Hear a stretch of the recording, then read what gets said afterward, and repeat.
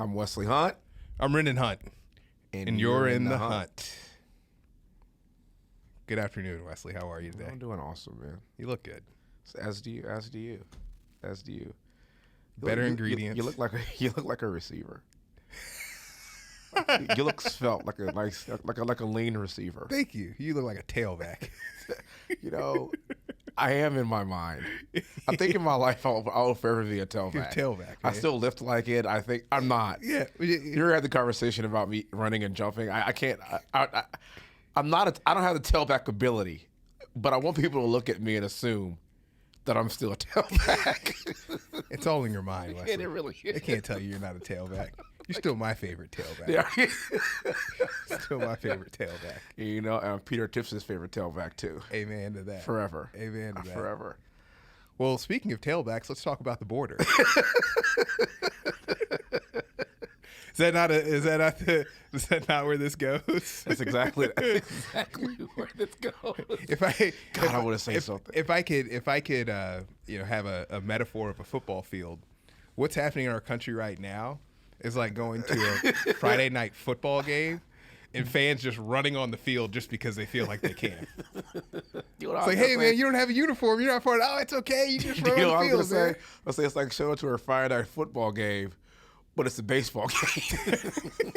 Like they're not even playing football. This is a different sport. I don't understand. There is no rules. You can play. You can play what you want to play. I don't understand what's going on. Go to a football on. game and they're playing lacrosse and field hockey on the same field. It's very strange. Yeah. So, don't know how much our listeners have been following this, but we have a border crisis on our hands.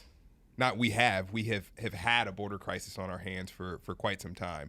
Even if we're, as a country, burying our heads in the sand and acting like it doesn't exist. Disclaimer, not Republican talking points, no. Not Fox News talking points, not, conservative, right-wing conspiracy talking points. No.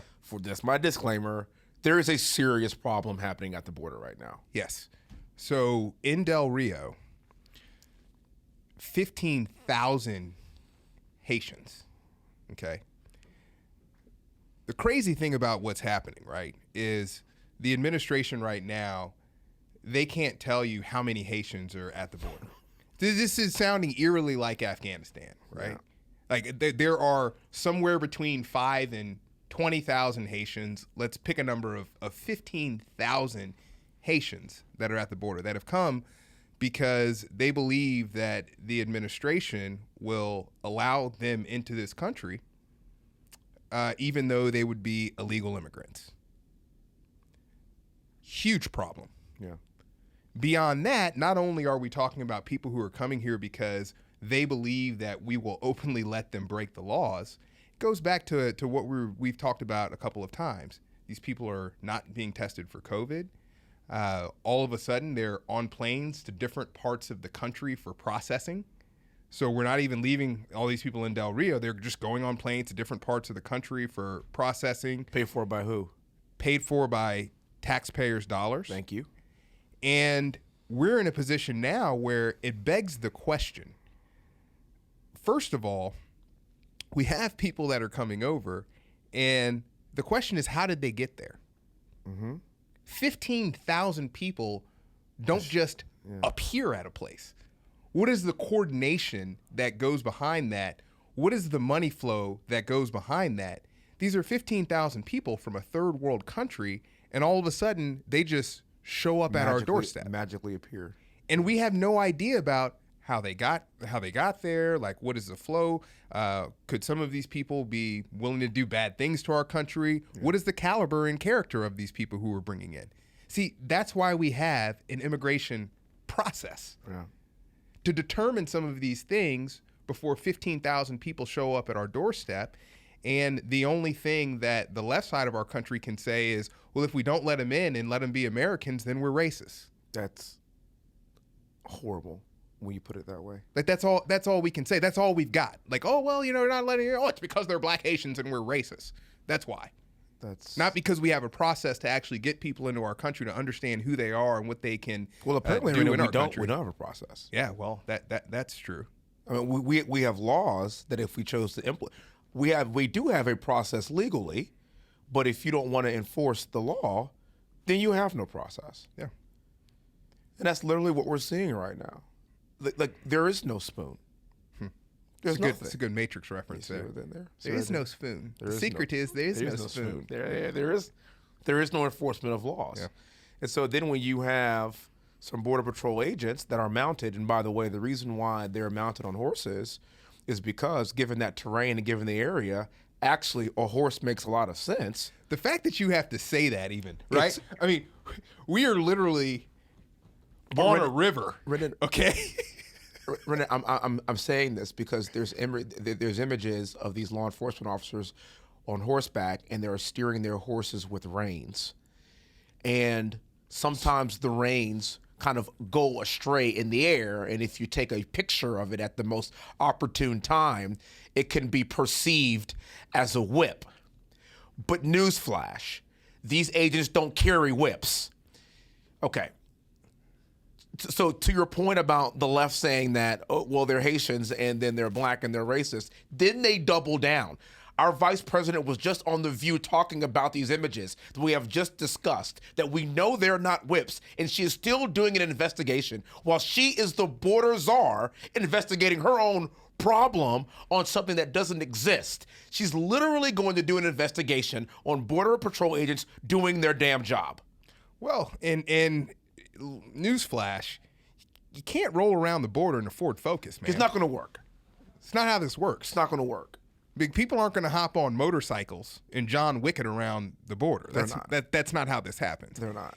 Or Prius, you know, because we got to add that clean energy. Just throwing that out there. It's like when Kamala Harris was at the Naval Academy. Yeah. We need to have energy that's renewable in the naval forces, and all these guys were like, "Oh, you mean like nuclear energy? You're talking about soldiers carrying solar panels. Remember that? Yeah. Like we've been doing this for a long time. Like nuclear energy, like the naval service are the forefathers of nuclear energy and implementing it. Yeah. And then you even go further with the horse piece. So then the administration makes a decision to say, well, because we have misconstrued somebody with the horse reins as whipping somebody. I mean, just like the imagery of that, like clearly there is a message behind this. Like you have a white officer and you have black people and they are being whipped, regardless of if it's true or not. So now what we're going to do is we're not going to have any more horseback patrols. Let's do away with horseback patrols. So but let's just say, but nobody was getting whipped.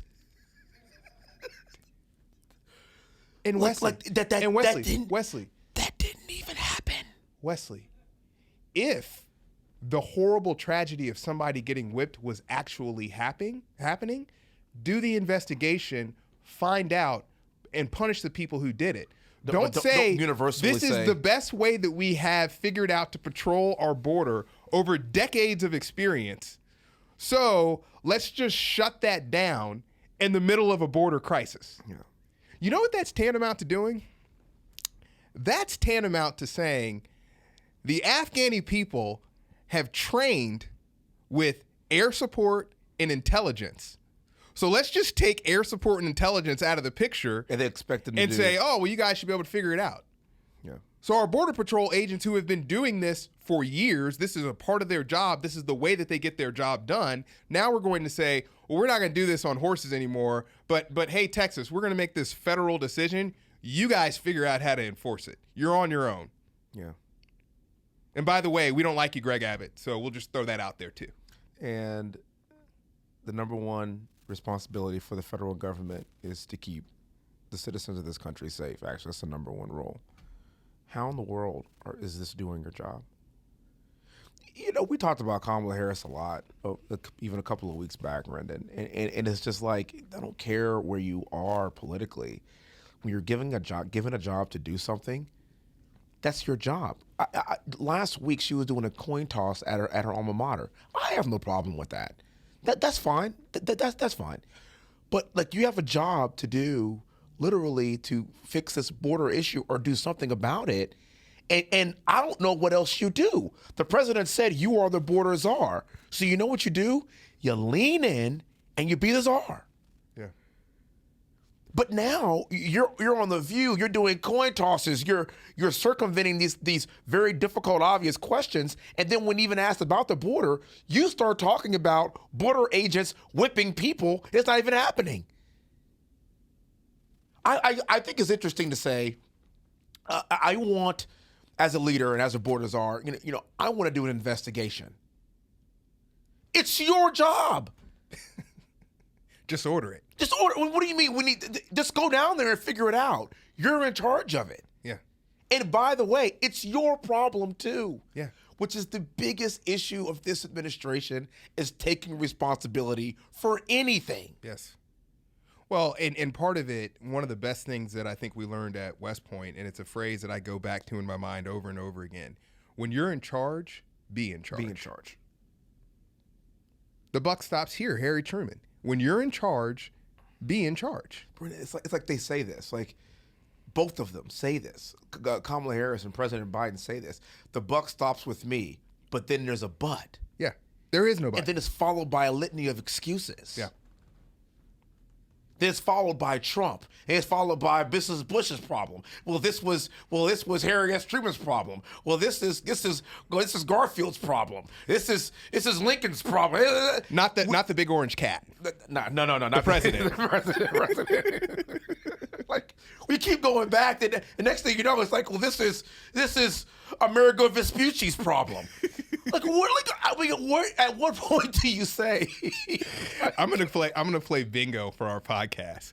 I would have never gotten Amerigo Vespucci. Of all the things, take a drink every time Wesley Hunt says Amerigo Vespucci. You would get one drink. I would have got one drink. It's the first time he's come up. What are we, 30-something episodes in? The first time Amerigo Vespucci has come up. What's taking William Howard Taft so long to secure this border? But that's where we're headed, Yes. Like, it's just, when do we say this is our problem, and then we're going to take systematic attempts to try to fix and solve the problem to the best of our ability? So what's happened, and as somebody that's not in the political arena, what's happened now is we forget that actually a lot of Americans, they just want to hear that. Yeah. You're not going to win people on the fringes sometimes. You're not. I understand that. A lot of people would just be cool with saying, we have a problem. Here's what we're doing. I know that maybe the previous administration did this. That's why it worked. And we're actually going to re-implement it. We realize that we weren't right. And we're going to do this, but we're going to do it better. Yeah. Okay, and yeah, you're going to get creamed. You're going to get creamed on the right. I got it. We told you shouldn't have done the first place. But you're going to get creamed on the right anyway. But you're going to get creamed on the right anyway. Yeah. At least you can show the effort to say, I'm putting a concerted effort on trying to fix this issue. Here's what we're doing. Here's what we're implementing. I'm recognizing that there is a problem. Yeah. Do you know how I know that they know that there's a problem? Because they made her the czar in the first place. So you recognize that there was a problem. Are you trying to be like the brat there, huh? I know that you know that I know you don't want me to. Give it to you? Yeah. Keep on tripping and I'm going to give it to you. Yeah. But you're right. Like if there's, and that goes back to the messaging of all this, and we've talked about this long before, is the messaging of things. There's not a border crisis, but the number 2 person in the United States needs to oversee the air quotes border crisis. Yeah. If it's not important, then why are you going to put somebody in charge of it who's that high profile? Like, presumably you would think that person would be very skilled. That's an important job. It's an important thing that we're overseeing. And there's also a piece of this messaging. I don't know if you saw the interview that the press secretary was doing when she was asked a question about women who are all women need to do in order to cross the border and get into the country safely is say that they're pregnant. And she was asked that question about that. And her response to the question was, are you saying you have a problem with women saying they're pregnant, or you don't trust that women are?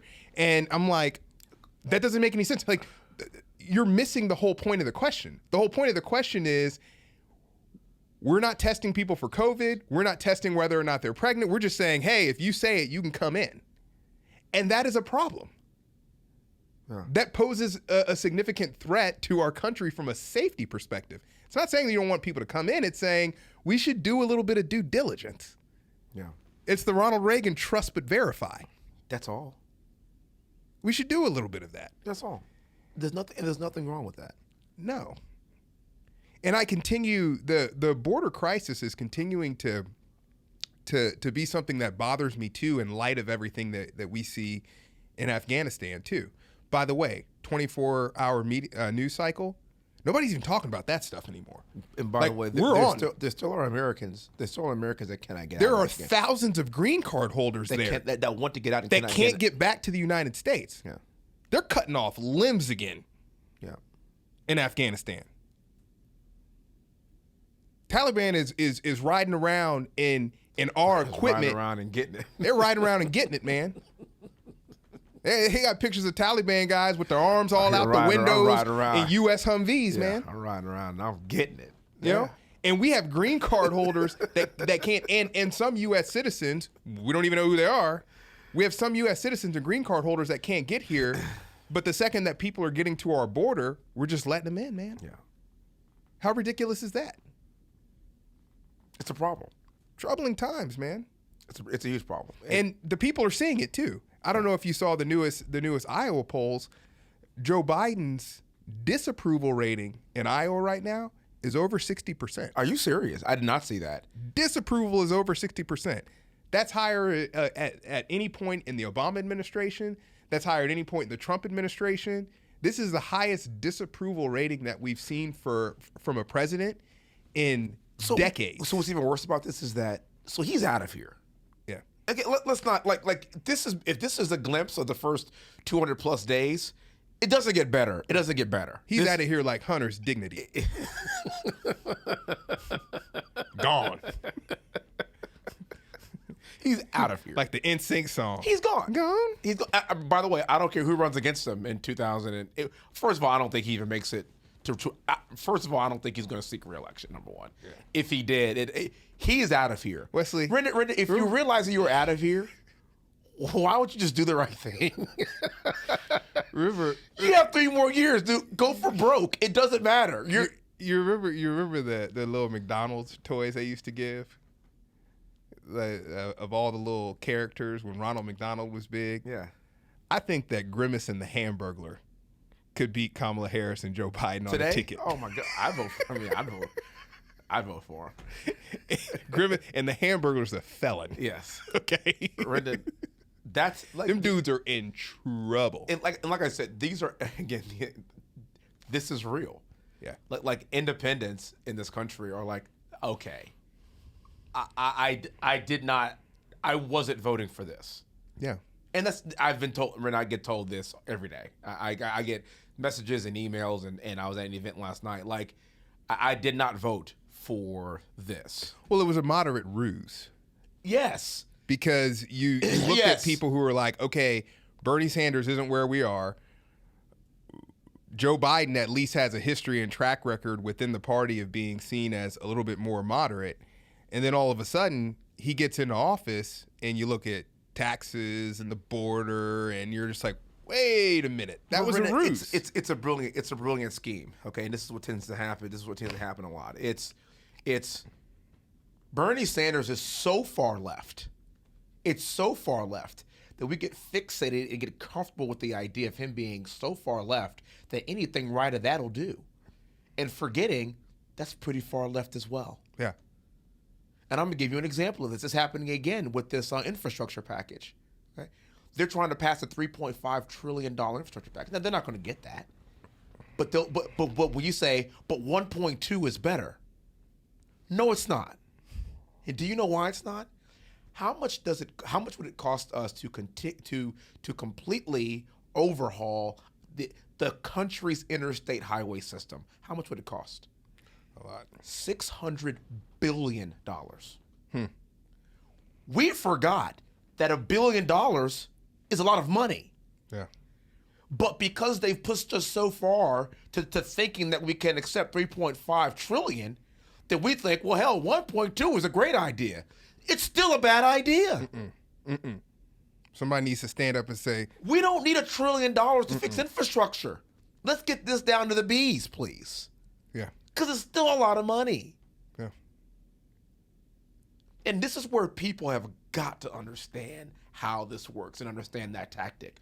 Bernie Sanders is way over here, but Joe Biden and Kamala Harris aren't that. They're not that, and they're still socialist. Yeah. They ain't Bernie Sanders, but it's still too far. Yeah. And you guys were discussing independence a moment ago. I have Pew Research data that came out yesterday on a few key questions that were asked of independents. I want to tell you where their numbers are. Making good decisions about foreign policy, independents, 45% right now, agree.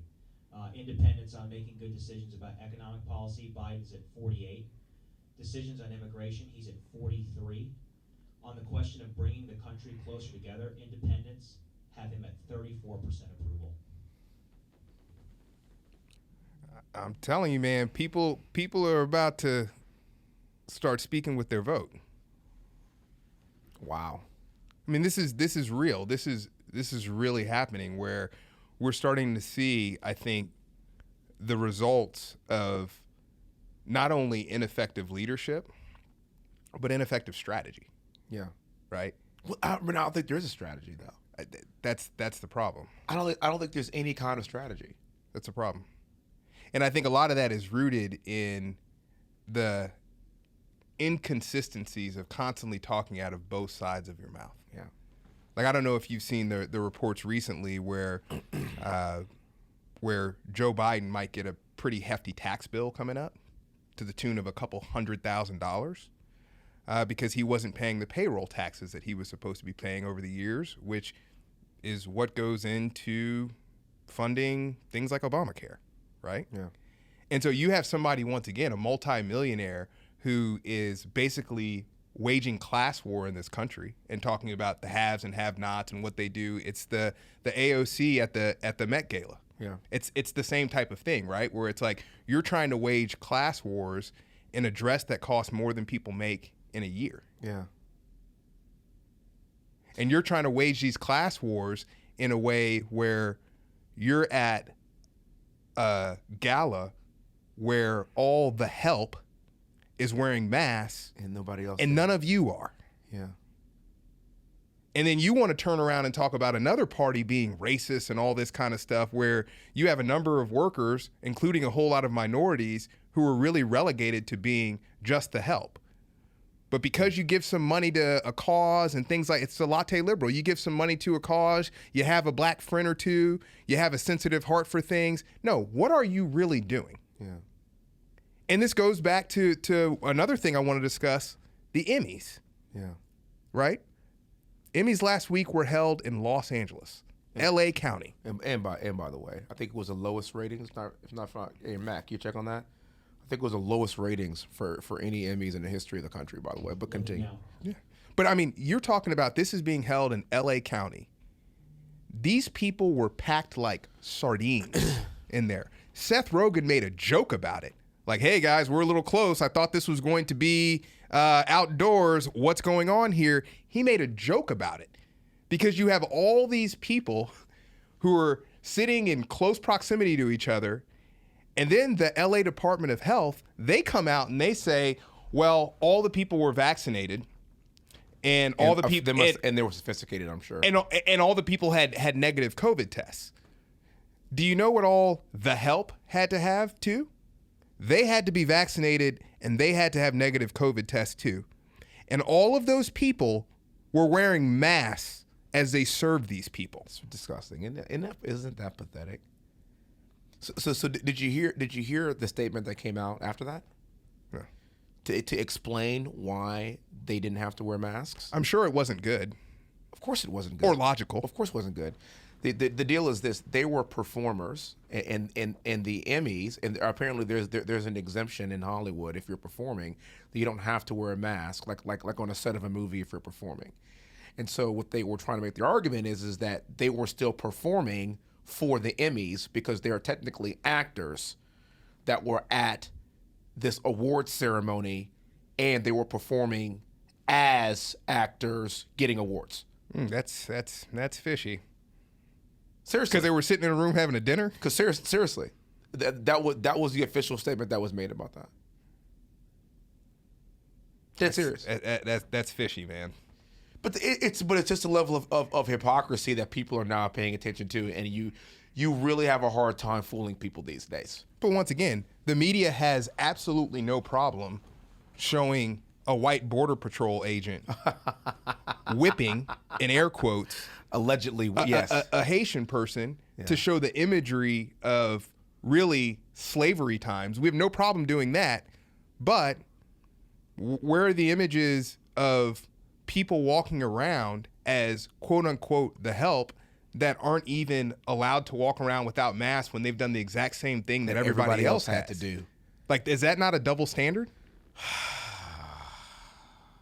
Yeah. I don't understand that. It's a complete double standard. And quite frankly, it's something that needs to be called out. Yeah. Because it's ridiculous. Yeah. You know, do as I say, not as I do. And that's something that's so beautiful about democracy, is the idea that really you have people that are coming up through the ranks that are part of the people that are then going to go on and lead because they understand what the mandate of the people is. That's what the beautiful piece of democracy is. That's why you know how I feel about term limits. I think we should have term limits. Yeah. Why do I think we should have term limits? Go back to 100 years in our country. The whole idea was that you have this guy who's a local doctor and he's very active in his community. And he goes and serves because he understands what's going on in that community and he can bring that perspective. And then you know what? Leave and give somebody else an opportunity to do that and get some fresh blood in there. So the other good thing about 100 years ago is that the doctor that you gave the example of would leave to go to D.C. and then he or she would have to make laws. And the reason why they had skin in the game is because they knew that eventually they're going to have to go back home and live with the laws that they made. Yes. We have a system now to where people stay up in D.C. for 10, 20, 30, 40 years and they never go back home. So they don't have any skin in the game. So either A, they don't care about what laws to make. They don't care about the laws, generally speaking, because they don't have to live with them. And B, they're not going to go back home anyway. No. So who cares? And then you just talk about growing up in Scranton, Pennsylvania, even though that was 100 years ago. Exactly. And your connection to reality and what happened, like, oh, yeah, back in the day, like, dude, you've been a senator since you were 30 years old, He man. cannot complain. Joe Biden, I have a hard time hearing him complain about anything legally or legislatively in this country when you've been a part of the problem for the last 40 years. Yeah. It wasn't them doing it. It was us. It was you. Yeah. Yeah, don't say them. It was collectively. It was you. Yeah, So you're part of that. Washington's broken. Well, you've been a part of the broken system for 40 years. Yeah. 40. Yeah. I'm a man. I'm 40. I'm 40. Man, I'm 40. as long as Millie's been in the military, acting like he don't know the chain of command. Come on, man. Come on, man. You've been in the military for 40 years. Millie, come on, Millie. You gonna be in the Millie been in the military for as long as I've been alive. Millie been in the military for a millie. He's been there for a millie. They're gonna try to act and he gonna like... act shocked. He gonna act shocked when somebody's like, "Oh, what? You can't go around the president and do things? Get out of here!" I didn't know I couldn't do that. Really? Really? I didn't know I couldn't do that. Yeah. Yes, you did. You know, there's been something else that's been going on. I've been very proud of you in this, and would love to get your thoughts, perspectives, and insight on the safety of police officers in our country. Mm-hmm. Right? Because one thing that I've appreciated is that you've been very proactive to reach out to law enforcement officials. You've been very proactive in releasing press statements about your feelings about law enforcement officials. And we have these conversations frequently because it's that notion, that quote of all heroes don't wear capes. Mm-hmm. And we have people amongst us that are engaged in extremely heroic activities day in and day out. And I believe that as a culture, the more that we spend time demonizing law enforcement, talking about how bad and wrong they are, we're going to be in a position where we're going to be pushing people away from wanting to engage in law enforcement. Especially in the future. We've done it in politics already, okay? I see the storm that you deal with being in politics. We want all of our best people to run, all of our best and brightest. But the second that we push them forward within our culture, everybody wants to tear them down. Yeah. And this goes for both sides. It's wrong on both sides. Yeah.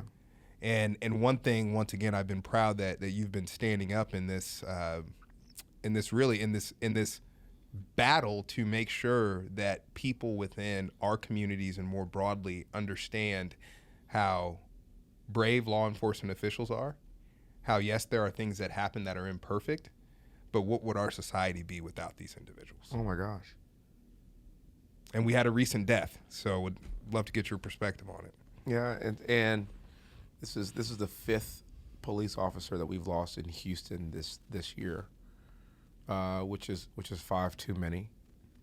And when you think about the spike in crime that we have seen in Houston, you're looking at all these people that are out on bail. You look at all these people that have been arrested multiple times, and they continue to get released out into the population again and again and again and again.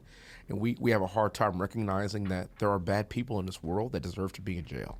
Yeah, that's it. I think a lot of times we always try to find the anomalies of people that shouldn't be for this charge or that charge. And I get it, that a lot of those people exist, but you don't let everybody free for the sake of those exceptions, particularly when there are people that need to be under the jail and kept there. You know why? Because they've chosen to be menaces to society. It's their choice. You could choose to be whatever you want, and you chose to harm, maim, steal, and degrade our society as a whole. So that's what happens. You go to jail. But the police officer that was shot a couple of days ago, Wrendon, was shot by a person that's been arrested 7 times. He was out on bond. Seriously. Now somebody is now paid for this in blood. And whatever judge let him out, she'll lose your job. Yeah. Like, it's also your job, it's your fiduciary responsibility to keep the people in this country and in your communities and your neighborhoods safe too. To help out the police officers. Help them help you. Yeah. And at some point, even when you talk about judges like this, at some point there's a level of broader respect for the system that there's times where I hope people would just do the honorable thing and step away. That's it. Right? You hope that at some point people would just see where things are going. I believe this about Millie, right? This was before all the China stuff. I'm talking about Afghanistan. Yeah.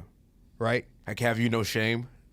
Like no senior military official has lost their job over Afghanistan. Unbelievable.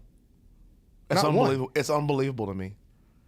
It's unbelievable. Like nobody stepped aside. No one's retired. Nobody's taking it. Again, nobody takes responsibility running this administration. Wesley, and I'll give you another example. Right now, when you talk about the border and you talk about the Haitian immigrants, you see our special envoy to Haiti quit. Yeah. He quit. It's like, I've been trying to advise you guys. I've been trying to tell you what's going on, and you didn't want to listen. So he left. Yeah. Like, at some point, lead, follow, or get out the way. You know, if Joe Biden were to do the right thing, and again, this is not about Trump or Trump derangement syndrome or how you feel about him or whatever the case might be. The second he read what Millie said about the president, Biden should have fired him. He shouldn't have defended him. Exactly. He should have fired him on principle, right? Because I'm now a president as well, and he was a president too. We don't different parties, different ideologies. Okay, that's fine. Wesley, but if you're going to behave like that with him, you can't be in my tent. Wesley, we've talked about this. Obama McChrystal. Yes. I have the utmost respect for General Stan McChrystal. Yes. Okay, that happens. You got to go, buddy. You have to, and he knows. Yes. You have to go. That's the way that this whole thing. That's the way this whole thing works. Not to defend somebody on essentially party lines Yes. and making people think that that's okay. Yeah. And once again, Wesley, it goes back to these systematic issues that are within the ranks of the military as well. And nobody ever wants to say anything about the military in any way because it's, well, you don't understand what these people are doing, or you don't understand. Look, there's accountability in the military too. Yeah. Like there has to be accountability. There's accountability at the junior levels of the military for sure, and there should be accountability at the senior levels of the military. Damn sure is accountability at the junior level. Yes, I mean, big time. you get demoted if you screw up a range. Yeah. So why, I mean, this is and this goes back to even these guys are screwing up wars. Wesley, even with this whole thing with Millie, okay? What's the first thing I told you? By the way, I'm getting through this Woodward book, and it's salacious for sure. But the first thing I told you about that, and everybody sees these things from different perspectives when they read these stories and delve into them. When I looked at that, I said, man, Millie told all these generals that he's now part of the chain of command, and they just said okay? Yeah. Really? What about all those people? Yeah. They've been in the system too. They're just like Millie. They've been in the Army, Air Force, Marine Corps, and Navy for 40 or 50 years. They know that that's not how it works. And if everybody in the room agrees that nobody's thinking, and that's exactly what we're seeing. Yes. Yes. And there's precedent for this in our country with other presidents where you kind of have rogue military people. It happened in the Nixon administration where you have rogue military people that are trying to make policy, right? Man, just because it's happened before doesn't mean it's right, and it doesn't mean that it's not highly illegal too and destructive to the fabric of our democracy. Yes. It's a huge problem. Massive problem. But back to our law enforcement officials though. The frustrating thing for me is we've gone so much into our tents of being on the right side of the country politically or the left side of the country politically that our media sources have lost the ability to even mourn people who wear the uniforms that protect us. Yeah. 100% foul play. A felon Yeah. who kills an officer. And we mute that and don't even talk about it because we don't want that to be contradictory to the narrative of police officers have to be bad in some way, shape, or form. And see, and this is also where it just takes courage to do what we do and to say what we say too, Wrendon, because I don't care that he's black. I don't care. Are you a criminal or not? Are you a thug or not? By the way, thug is not a colloquialism for black. It actually means thug. There's black thugs, there's white thugs, there's Asian thugs, there's Vladimir Hispanic thugs. Putin, he's a thug. There's thugs. Yeah. I mean, there's bone thugs. It's not against rap. We're not against rappers. Well, we But are against those thugs. Okay. Like, a Yeah. thug is a thug. And so I get a lot of heat sometimes because, you know, you've seen what I've been called, everything. You know, oh, you ain't down with us, or oh, you kin folk, but you ain't skin folk, and blah blah blah. Can I be the first to call you Uncle Wes? Please, actually, I have no. That's actually good. You like that? Yeah.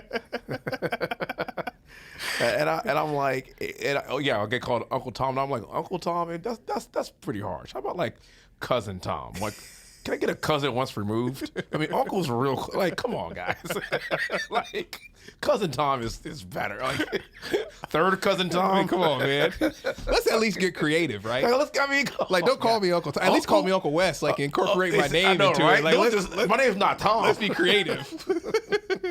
If you're gonna try to be offensive to me, let's at least try to get creative about this. But I don't see it that way. I don't see it as I'm bagging on black men that have chosen to break the law multiple times and they kill a cop, and then I'm not going to say anything because he was a black guy that did it. No, he's wrong. That's wrong. Yeah. I can't defend that, and we shouldn't be trying to defend that, Wrendon. No. Well, and that's why people who have perspectives like ours are a real problem for mainstream media. Mm-hmm. Yeah. Because as I look at my two beautiful black children, I want nothing but the best for them, and I want nothing but the best for them to be able to grow up in a country that can accept them wholly. Okay? That's a fact. That's the most important thing to me. Okay? And we live in a place where we want things to be so black and white, it's easy to tell a white person, well, you don't really mean that. How you going to sit here and tell that to me? Yeah. I don't care about black America? Really? Okay. How you going to tell that to me? Okay. I care about black America so much, that's why I'm doing what I'm doing. Yeah. I want the world to see that black people are not monolithic. That black people don't all see the world the same way. We don't all think alike. We aren't all Democrats. We aren't all this, that XYZ box that you put us in. That's how much I care about black people. That we are willing to put ourselves out there in a very vulnerable place that may not necessarily be mainstream or may not necessarily be touted by the community in which we identify with, because I want people to see that we are multifaceted. Because we're that talented as a people. Yes. Because we can walk and chew gum. Yes. That's the beauty of it. The handful of messages, actually not even a handful anymore. I get a lot of messages these days from black people that say just that. May not agree with you politically, but thank you. Yeah. I'm thinking about things a little bit differently now. Yeah. Hey, I felt this way. I can't say anything because I don't want to take the heat that you take. I'm going to be honest with you. But thank you. I appreciate that because I agree with a lot of what you're saying. Yeah. Well, if I touch one person in that way, it's worth it, man.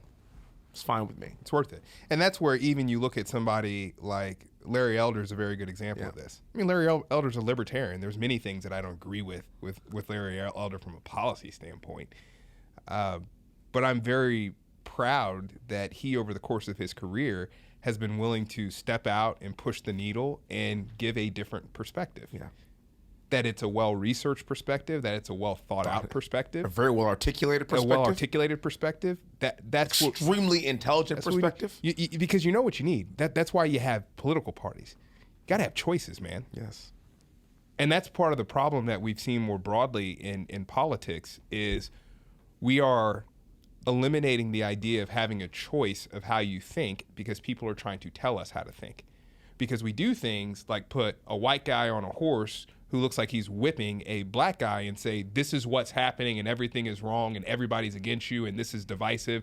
And we're trying to tear people apart like that. And it's a lie. And that has to be an agenda. So either you think that's okay or you agree with that. Or you ain't black. Or, hey.